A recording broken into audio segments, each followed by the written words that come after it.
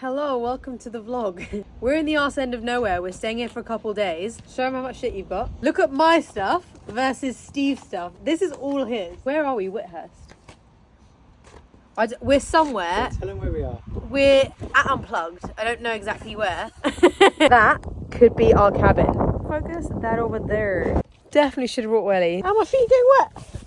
No, not the Uggs. Oh, this is so cool. Ready? Yeah.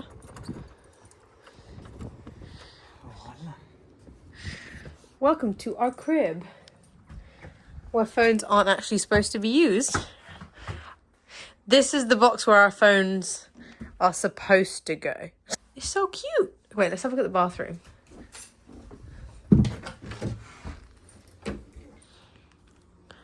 Compostable toilet, fun. I feel like you've got to really like each other to spend a whole weekend in a space like this. When you packed the snack bag, you only packed dark chocolate. You know, I like milk chocolate. Who packed the snack bag? You? I thought you loved me enough to bring me chocolate. No, I put them out on the top. Yeah. He put them in the bag. So you only and bought chocolate them for to the you? car. He brought them to the car. Me? Because I thought you'd thought ahead and packed the bag for both of us. I didn't realise we were in that kind of relationship. Now we have to leave this cute little cabin to find milk chocolate, and you can't tell me that that's not a necessity. And when we're done getting chocolate, you have to get me cute content. Otherwise we won't get invited anywhere ever again. What do people do around here? Oh, there was that Asda. Just the necessities. Bananas, crisps, Steve got milk, I got wine, chocolate, which we ate some on the bar on the way home. We're back, baby. We're in London. Currently, I'll give you more of an update when I'm back in my flat, but I'm currently running to Regent Street because I did a collab with Attis, which is like a salad lunch place, and I'm going to Regent Street because they've launched my bowl there, and I think there's going to be a picture of me holding the bowl there. I'm kind of spaced out thinking about it. Like, whenever I zone out and think about the fact that my face is going to be in a store on Regent Street, I don't really have the capacity to put those thoughts or emotions into words. But instead of talking about it, I figured I could just show you, and then we can go back to my flat and pack. We've got a flight to Shanghai pretty soon to celebrate 3 years of running every day. If you ever get the opportunity to go to that Unplugged thing that Steve and I just went to, go. Like, I'm not gonna lie to you, when you walk in, it's slightly underwhelming because there's literally just like nothing there. Like, there's a box, I think they called it a creativity box that you're supposed to put your phone in. There's a big beautiful window. There's a few like kitchen utensils, a lovely big bed, but then you're just like, now what? And I'll tell you what, you put your phone away and you talk. And I didn't realise how little of that we'd actually done. Also, the thing that got us was that I was so willing to put my phone down. I feel like Steve and I really needed time to talk without our phones. And I think if you did that with the people you love, I think you would realise how much you actually need it. Like, I didn't realise that I wanted it to the extent that I did. And now I just feel so like connected to him because we had a load of discussions and we communicated a load of feelings that we both didn't even know that we were having. I mean, we're literally together for like 2 or 3 solid days of every week, but we obviously just don't talk to the extent that we needed to because we just, I don't know, communicated so well. Like, funnily enough, comparatively, considering my phone is my job and Steve has like a 9 to 5, it seemed like it was harder for him to put his phone down versus me. Like, I was so willing to put my phone down and just chat. I personally don't like it when people are scrolling through their phones at meal times and stuff, so I literally just don't do it. But what I realise is something that I do is, one of my negative points is that I'll always be like, do you mind if I just jot down this idea? And I didn't realise how much that was taking me away from the present. I have all these random like video thoughts and creative ideas, and if I'm constantly just jotting them down on my phone, then I'm never already present. So actually, this time has made me really aware that, yeah, I need to be with someone that respects my creative process, but I also need to be super respectful of the fact that jotting things down on my phone constantly does pull me out of the present and does disconnect me from the person I'm with. I'm outside the Attis store on Regent Street and they don't have it live, and I don't know why. I'm gonna cry. It was like really hard getting myself down here. Like, I was really excited, but also the thing about being an influencer that no one tells you is you don't always have people to celebrate your wins with. So I had to like really hype myself up to come down and see something that felt like a huge win for me. Obviously, I'd be supposed to come see myself on a billboard on Regent Street and it's not actually up. At least it'll be up next week. I'm gonna run home now. Hi, I'm sorry. That was some very misplaced upset. I've since calmed down. I made a little TikTok video packing my little toiletry, my little liquids bag for the airport. Also, at the end of my run, nice, I picked up this Summer Fridays lip balm. It's the iced coffee flavour.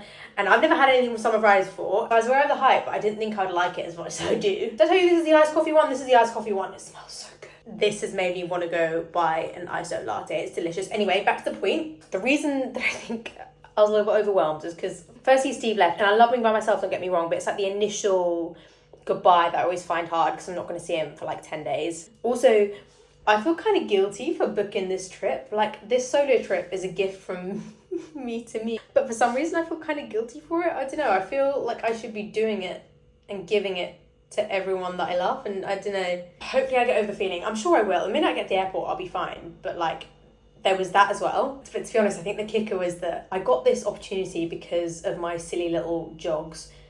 And I already didn't feel like a little jog equated to something as cool as this. Like, I don't necessarily feel like I deserve it. And then when the sign wasn't there, it just kind of solidified how I felt. I know all of that's silly, but you know when you haven't spoken to anyone about how you're feeling and all of the emotions just bubble up, and that just made me kind of erupt. The energy is starting to seep into my body though, because we have 20 minutes until I book an Uber to go to the airport, and I love going to the airport. I don't know why, but the airport is my safe space. I find it so relaxing. I just have to show you one more thing that's definitely lifted my mood. If you know me, you know, come on, focus, that this is a truly excellent phone case. Croissants. I'm really sorry, by the way. I hope you don't think that I'm a massive whine, but I think this is going to be the one place that I'm completely myself, and I'm going to be really upfront with the way I feel and talk to you as my friend. So if you haven't switched off to me, if I haven't really annoyed you with that little meltdown, then thank you. Okay, this is going to be a very rogue dinner, but listen, I like what I like. Yoink. I think I might also get one of these. So basically the same taste times 2, lol. Yeah, let's do a fruit pot. Yeah, let's do one of these. I think these are so yummy. Takeaway, please. The goal is to eat quickly, not quickly, just eat before I get on the flight, because I want to sleep the whole flight through. It's a 12-hour flight. I don't have the best eats. I'm just trying to make myself full so I can pass out the second I get on, and then I land in China in the afternoon, and hopefully I'll be ready to play. This is Caesar salad. I don't know if it's a Caesar salad, but highly recommend. And then the salad's got enough ingredients in it. I've got to tell you, I am a little bit nervous because China doesn't allow loads of apps, so I don't think you can get Instagram and TikTok there. I don't mind about the fact that I'm not going to be able to create content. I care that I'm not going to be able to consume content, so how am I going to see recommendations? How am I supposed to know what cafes to go to? So I've downloaded a VPN, and I also have an eSIM at the ready. But there's no way to test it before I get into the country, so we're just hoping for the best. We're hoping that we land and the things that I've downloaded work, because if they don't, she's offline for a week, sis. Hello, can I just get one tiffin, please? Please, that's it, thank you. These are such an elite snack. I'm gonna go as far as to say they're my favorite thing that Costa sells. Just the layers. That way. Ladies and gentlemen, welcome to Shanghai Pudong International Airport. Please keep your seatbelt fastened and the seatbelt sign is on. You guys, we just got to my hotel room, and I don't know how I managed to book the sickest bloody apartment in Shanghai. But it's not. It's the Waldorf, but it was on like a massive deal. And now, wait, no, I just have to show you. Wait. Okay, the grand tour. This is the front entrance. I guess this is where you wash the dirt of the city from your hands, and then you go right here. You've got a little dressing room for all of my clothes that I will not be unpacking. And then this huge fuck off bathroom. We've got a tub. This is a bathroom, a toilet even, which I've just used, and the seats are heated, which is nice. And then a shower room. Oh my God. We're gonna have a good time in here. This is like the size of my kitchen in London. The fuck? And then I've got a massive bedroom, and over here, we've got a living room for all the friends I won't be entertaining. Love this for me. Also just went down to the concierge and asked if I can get my nails done somewhere. So I might just make like a quick TikTok transition. I feel like that's good TikTok content. But yeah, the concierge told me that I get my nails done at Nanjing Road. So I'm going to make a quick TikTok transition, and then we'll go walk down there, because I think it's like 10 minutes away from the Waldorf. where I'm staying. I can't believe we get to stay here. I'm so excited. Oh, I bet the room service here is banging. Oh my God, I bet the breakfast here is banging. I don't know if we're going to get it tomorrow though, because we're going to run to a really cool croissant spot. I'm over the guilt of booking something nice for myself. Now we're just in enjoyment mode. This is mad. I don't belong here, but I'ma damn well act like I do. There's loads of really cool street food places. Just literally, I'm walking past loads of them now, but the only issue is I don't really understand how to communicate what I want or like what's on the menu, but it all looks unreal, and there's queues outside all of them. See? They all just look so good. I just don't fully understand what they're selling. So pretty.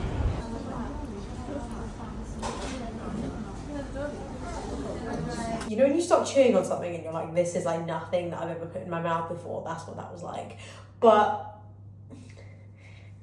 I feel surprisingly dandy for someone that just had an unknown object in her mouth. And we're gonna go get a couple miles done and then just go to bed. But I can't stop thinking about how tomorrow morning will be 3 years of running every day. And when I started this, when I started documenting my life on social media, I was so embarrassed. Everyone thought it was so dumb. Literally, the first 6 months I kept it a secret, and then eventually when I started to tell people, they seemed awkward about it. Like, no one thought it was a great idea. Everyone thought it was a bit weird.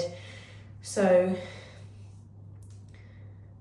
whatever pain points you're going through right now, don't expect people to understand what they haven't experienced. Try not to be upset with them for not getting what you're going through.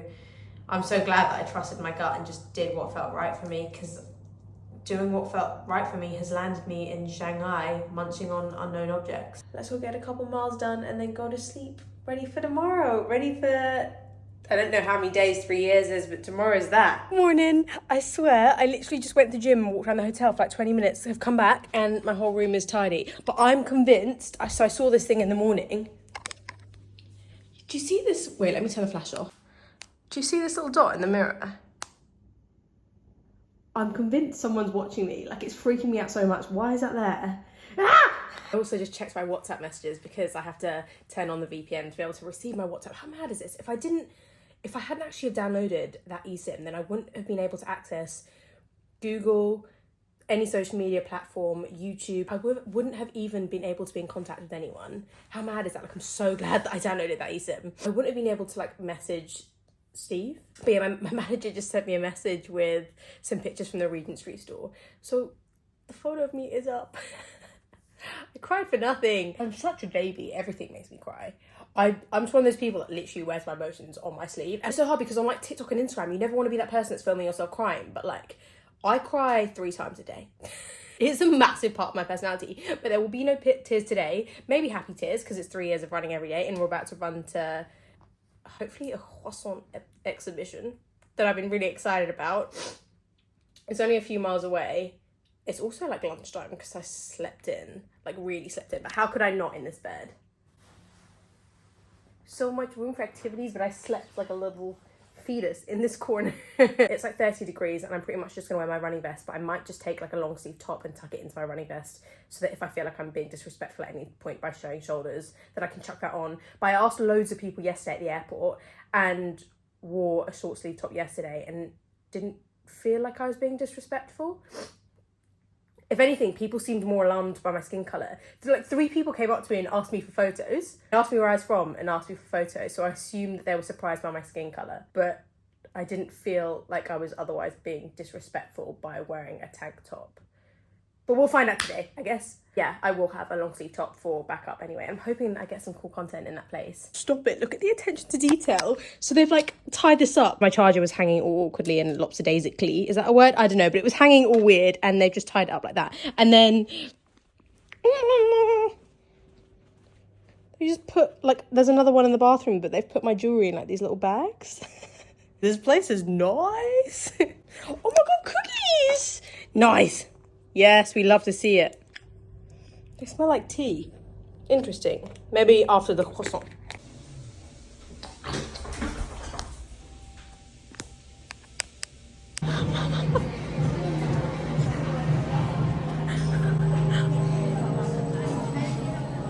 I got my nails. They took like 4 hours. I'm not even sure I like them that much.